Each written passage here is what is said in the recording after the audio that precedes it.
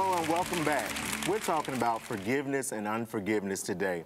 All of us have had situations in our lives where we've either had to extend forgiveness or we've been the recipient of forgiveness. Right. Now, sometimes those acts that people impose on us can be so egregious that it feels that you can't forgive. All of us have had situations, whether we're ministers, whether we're husbands, fathers, wives, but there are situations. One in particular I like to bring to your attention is about a story of a young woman who her son was killed by a young man, and her son was 16 years old. She decided to go to the prison after 14 years to confront this young man.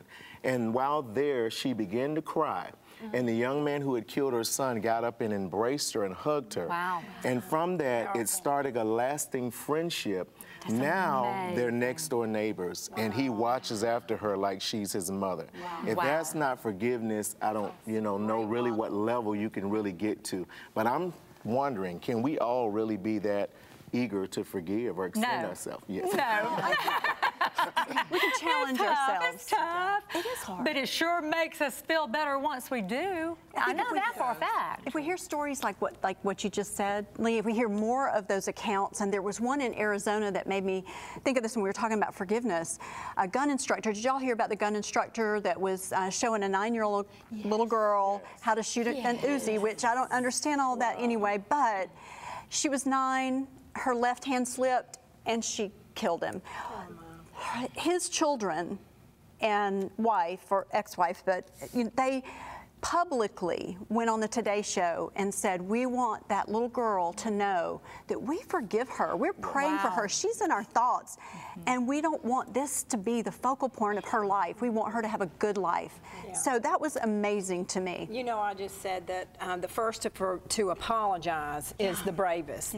And the first to forgive is the strongest. And the first to forget is the happiest. You know, isn't that powerful? I mean, because when we're able to really 100% release people, roll it off, and let them go, really it's for us, isn't it? I mean, it's more for us. Rebecca, when you said that and somebody said, let it go earlier, that song, Let It Go, has been so popular for the last year. And I looked at the lyrics, and in the lyrics, she says, let it go. She said, but the storm rages on inside.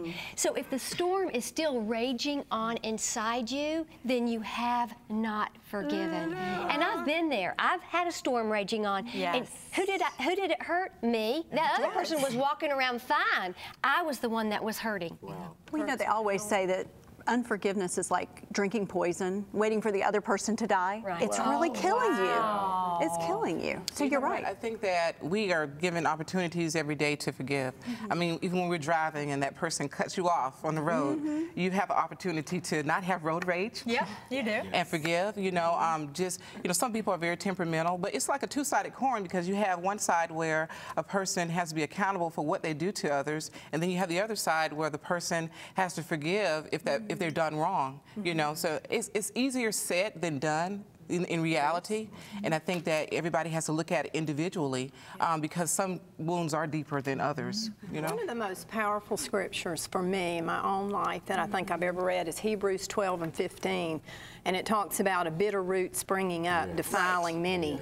And really, there's two sides to forgiveness, if you were to maybe call it a coin. One side is you release forgiveness, and then the other side is you repent. If you've got any bitterness in your heart, any resentment in your heart, any judgment in your heart, Lord, get it out. And then that way, He takes that bitter root out, and He takes the pain. When we went through what we went through with Jason, that prosecutor, when I looked at that prosecutor, I saw Satan.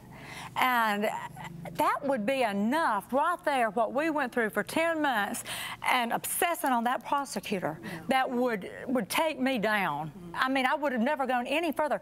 But what it does is when there's unforgiveness, it keeps you so tight to that person. You are right there in there with them. They're on your back, they're on your mind. You've got to break that. That's right where Satan wants us. He wants to keep us bound in that. But we talked about modeling forgiveness, to our children, to our communities, to our families, and so on. It does affect other people. You're right. It does affect us, and it affects our health and our well-being and so forth. But it releases this other person. And when they see our ability to forgive, there's something about that takes the tension down and brings something beautiful out of it. It does. And one of the things, when the articles that we read, I love this statement. It said to not forgive someone is to dehumanize them. It's like saying, you're not even a human being. And I have been on the end where another person would walk in a room and not even recognize me as I was an alive human being. And the hurt that it does for both parties. And doctors will say that so many illnesses that people come with are psychological, that they manifest themselves in the body, because your body can't take holding that grudge in, holding that hurt in, that delayed happiness. Like, I can't be happy till this person does right. And so you're the one that suffers. Body, soul, and spirit will suffer. And done, actually, in teaching us psychology, that is actually what we call unforgiveness. We call it grudge holding. And really, it's really a lot of it has to do with people holding on to grudges in situations, because not only can they not allow the other person to go and release them, but they can't release themselves from whatever issues or the personal feelings that they've been attached to the situation. So in order to really move forward, you got to forgive yourself. And then you can release and have that power to forgive others. You know, forgiveness is not about just disqualifying what happened or devaluing the hurt that they imposed on you, because that's still there, and you don't have to say, okay, it's fine, you didn't really hurt me. That's not what we're talking about.